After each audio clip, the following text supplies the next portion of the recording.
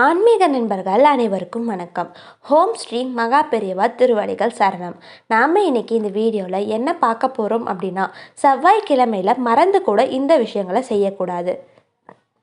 அது என்னன்னு தெரிஞ்சுக்கிறதுக்கு முன்னாடி இது வரைக்கும் நம்ம சேனலை சப்ஸ்கிரைப் பண்ணாதவங்க சப்ஸ்கிரைப் பண்ணிக்கோங்க. இந்த வீடியோ பிடிச்சிருந்துச்சுன்னா ஒரு லைக்குமே கொடுத்துருங்க. வாங்க இப்போ நம்ம வீடியோக்குள்ளே போகலாம். வாழ்க்கையில் நாம் செய்யும் ஒரு சில சின்ன சின்ன விஷயங்கள் கூட நம்மளுடைய வாழ்க்கைக்கு சுப மற்றும் அசுப பலன்களை ஏற்படுத்தும் அப்படின்னு சாஸ்திரம் சொல்லுது. எதையும் மாற்றி அமைக்கக்கூடிய ஆற்றல் காலத்திற்கும் நேரத்திற்கும் உண்டு. இதனால் நாம் நல்ல காரியங்கள் துவங்குறதுக்கு முன்னாடி கடன் அடைப்பது, கடன் வாங்குறது, வாகனம் வாங்குவது, சீரமைக்கிறது, விற்பது அப்படின்னு அனைத்தையுமே நல்ல நாட்களில் செய்ய வேண்டும் அப்படின்னு நம்மளோட முன்னோர்கள் சொல்கிறாங்க. சாஸ்திரத்தில் என்ன செய்யக்கூடாது, எந்த நேரத்தில் என்ன செய்ய வேண்டும், எதை செய்யக்கூடாது அப்படின்னு வேதங்கள்லேயும் சொல்லியிருக்கு. காலையில் பிரம்ம முகூர்த்தத்தில் நாம் எந்த ஒரு செயலை தொடங்கினாலும் அது வெற்றி பெறும். தினமும் பிரம்ம முகூர்த்தத்தில் எழுந்து நாம் அன்றாட வேலைகளை துவங்கினா விரைவில் வெற்றி குவிந்து செல்வந்தராக முடியும் அப்படின்னு ஆன்றோர்களோட வாக்கு. இதே போல் செவ்வாய்க்கிழமையில் எந்தெந்த செயலை செய்யாமல் இருந்தால் குடும்பத்துக்கு நல்லது அப்படிங்கிறத இந்த ஆன்மீக பதிவில் நம்ம பார்க்க போகிறோம். பொதுவாக ஒவ்வொரு வாரத்துலேயும் வரும் ஒவ்வொரு கிழமை நாளும் ஒரு கிரகத்துக்குரியது. அப்படி பார்த்தா செவ்வாய்க்கிழமையானது செவ்வாய் பகவானுக்கு உரிய நாள். பொதுவாக செவ்வாய்க்கிழமை அன்னைக்கு எந்த நல்ல காரியங்களை செய்யறதுக்கோ அப்படி இல்லைன்னா ஆரம்பிக்கிறதுக்கோ உகந்த நாள் இல்லை அப்படின்னு பலரும் நினைப்பாங்க. இது முற்றிலும் தவறான கருத்து.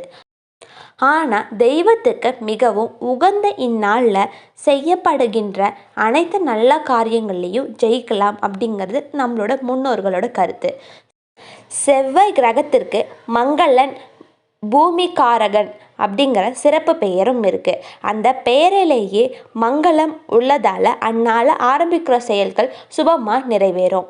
செவ்வாய்க்கிழமை அன்னைக்கு செய்யக்கூடாத விஷயங்கள்: முடி வெட்டுதல். முடி எப்போதும் இந்த புராணத்தில் ஒரு முக்கிய அம்சமாக இருக்குது மற்றும் நம்மளோட வரலாற்று கலாச்சாரத்தில் பெரும் முக்கியத்துவத்தை பெற்றிருக்கு. நல்ல நேரத்தில் முடி வெட்டுறது நமக்கு மகத்துவமான பலன்களையும் வெற்றியையும் தரும். அதே போல் செவ்வாய்க்கிழமையில் முடி வெட்டுறது துரதிர்ஷ்டத்தை ஏற்படுத்தும். உங்களோட வாழ்க்கையில் அமைதியையும் நல்லிணத்தையும் சீர்குலைக்கும். நகம் வெட்டுதல். ஜோதிட சாஸ்திரத்துப்படி செவ்வாய்க்கிழமையில் நகங்களை வெட்டக்கூடாது. இப்படி செய்கிறதால வீட்டில் எதிர்மறை ஆற்றல்கள் பெருகும். உளுந்தம்பருப்பு உணவுகள். செவ்வாய்க்கிழமையில் உளுந்தம்பருப்பு சேர்ந்து சமைத்த உணவுகளை சாப்பிட்றத தவிர்க்கணும். இல்லை அப்படின்னா வாழ்க்கையில் பல பிரச்சனைகளை சந்திக்க நேரிடும் அப்படின்னு வேதங்களில் குறிப்பிடப்பட்டிருக்கு. வாக்குவாதம். செவ்வாய்க்கிழமை அன்னைக்கு எந்த விதமான வாக்குவாதங்களையும் ஈடுபடுறதை தவிர்க்கிறது நல்லது. அப்படி ஈடுபட்டால் அது தீமையில் வந்து முடியும். அது போன்ற காரணங்களால் நம்ம செவ்வாய்க்கிழமையில் சில விரதங்களை இருப்பாங்க. தேவையில்லாத பொருட்கள். செவ்வாய்க்கிழமை அன்னைக்கு வீட்டில் தேவையில்லாத பொருட்களை தூக்கி போடுறத தவிர்த்துறது நல்லது. இது போன்ற விஷயங்களை கடைபிடிக்கிறதால செல்வம் தானாகவே சேரும், கடன் பிரச்சனை நீங்கும். கருப்பு நிற ஆடைகள். செவ்வாய்க்கிழமை அன்னைக்கு கருப்பு நிற ஆடைகளை அணியக்கூடாது. செவ்வாய் காரகனுக்கு சிகப்பு நிறம் உகந்த நிறமாக இருக்குது. சிவப்பு நிற உடைகளை தான் அணியணும். அது மட்டும் இல்லாமல் செவ்வாய்க்கிழமையில் கருப்பு நிற உடையை வாங்கக்கூடாது. அது மாங்கல்ய தோஷ வினைகளை ஏற்படுத்தும். கடன். செவ்வாய்க்கிழமை அன்னைக்கு கடன் வாங்கக்கூடாது. ஆனால் வாங்கிய கடனை செவ்வாய்க்கிழமையில் திரும்பி கொடுத்தா மொத்த கடனும் விரைவில் அடையும். செவ்வாய்க்கிழமையில் செல்வத்தை அதிகம் செலவு செய்யக்கூடாது. அழகு சாதன பொருட்கள். செவ்வாய்க்கிழமையில் புதிய பொருட்களை வீட்டிற்கு கொண்டு வரக்கூடாது.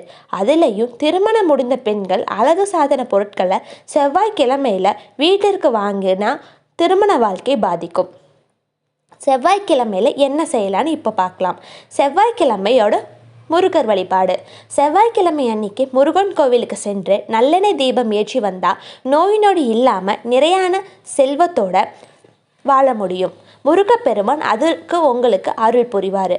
அதுலேயும் செவ்வாய்க்கிழமை அன்னைக்கு பிறந்தவங்க இதை தொடர்ந்து செஞ்சு வந்தால் அவங்களுக்கு சுகமான வாழ்க்கை கிடைக்கும். தானம். செவ்வாய்க்கிழமை துவரம் பருப்பு தானம் கொடுத்தா கடன் பிரச்சனை நீங்கி செல்வ செழிப்போடு வாழ முடியும். குறைந்தது 9 வாரங்களுக்காவது துவரம் பருப்பை தானமாக கொடுக்கலாம். மௌன விரதம்.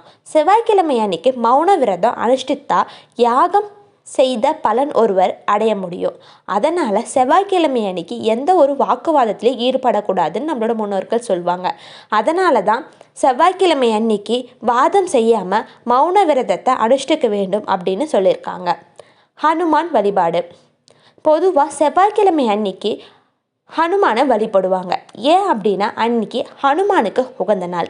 இந்த நாளில் ஹனுமானுக்கு விரதம் இருந்து ராகு காலத்தில் எலுமிச்சை விளக்கு போட்டு வந்தால் வாழ்க்கையும் ஒளிரும், வளமும் பெற முடியும். அனைவருக்கும் நன்றி. எல்லா பிரச்சனைக்கும் ஒரு தீர்வு இருக்கும். நம்பிக்கையோடு செஞ்சு பார்த்தா நல்ல பலனுமே கிடைக்கும்.